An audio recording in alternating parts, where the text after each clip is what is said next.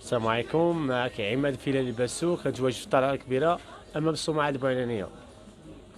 بالنسبه للاسئله ديال اللحوم مع اقتراب شهر رمضان واش كتلاحظ الثمن ولا كتبقى كما هي؟ الاثمنه بحد الان الحمد لله راه مازال في نفس الثمن ديالها، بالجوده بكل شيء.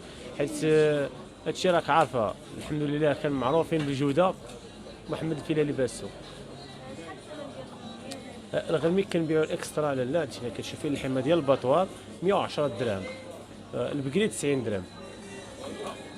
كيكون عليه اقبال؟ ضروري، راك عارف الناس دابا تبارك الله رمضان قرب، مازالوا شي اسابيع هكا، وراك عارف ضروري الناس كتوفر اللحم بقري وغلمي وكل شيء في الثلاجه ديالها.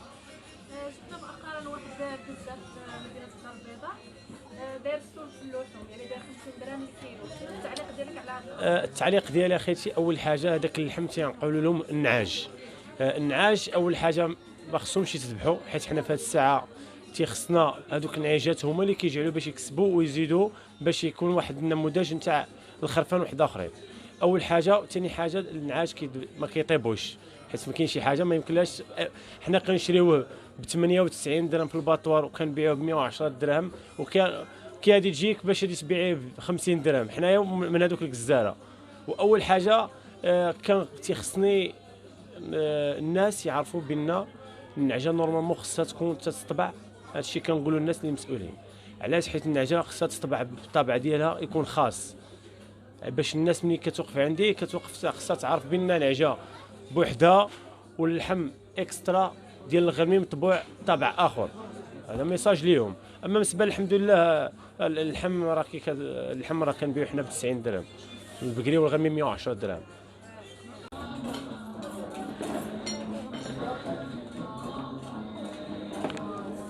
سميه